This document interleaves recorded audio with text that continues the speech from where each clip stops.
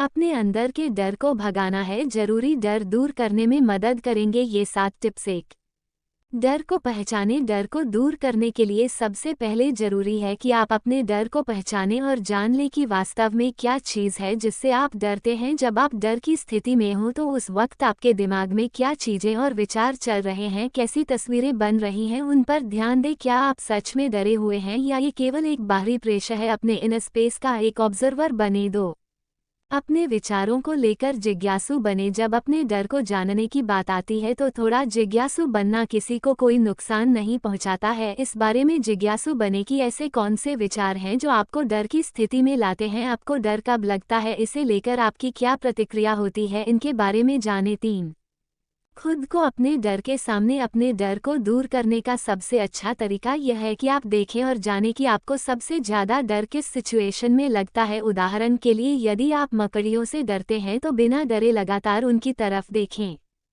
अगली बार आप इसे छूने की कोशिश कर सकते हैं और फिर आखिर में इसे अपने हाथ में पकड़ सकते हैं। एक बार जब आप इन सभी स्टेज को पूरा कर लेंगे तो आपके लिए यह संभव है कि आप उन सभी चीज़ों से दूर हो जाएं जिनसे आप डरते हैं। 4, डर के बारे में लिखें। आपका डर क्या है? कभी कभी केवल ये बताने से या कहने से ही आपको इससे निपटने की ताकत मिल सकती है, इसलिए इसके बारे में बात करें। इसे लेकर शर्मिंदा ना हो बल्कि अपने दोस्तों करीबियों को इसके बारे में बताएं, या फिर आप इसे लिख भी सकते हैं। एक जर्नल लें और उसमें लिखें कि आप किस चीज़ से डरते हैं। जब आप अपने डर को अनदेखा करने की कोशिश करते हैं तो ये बढ़ता है, जब आप इसका सामना करते हैं तो ये कम होता जाता है। 5, डरना कोई बुरी बात नहीं। ये याद रखना जरूरी है कि कभी कभी डरना भी ठीक होता है। जब हम अपने अंदर के डर को नकारने लगने हैं तो ये हमारी चिंता का कारण बनता है। किसी के मन में डर एक ऐसी स्थिति के कारण पैदा होता है जो आपके नियंत्रण से बाहर होती है। ऐसा स्थिति में डर लगना हमारी एक सामान्य प्रतिक्रिया हो सकती है। इस डर में होने पर बुरी तरह से बहकने या तेजी से प्रतिक्रिया करने के बजाय इसे स्वीकार करें। स्वीकृति आपके डर पर काबू पाने का पहला कदम है। डर लगना बुरी बात नहीं, इससे दूर भागना बुरी बात है। 6,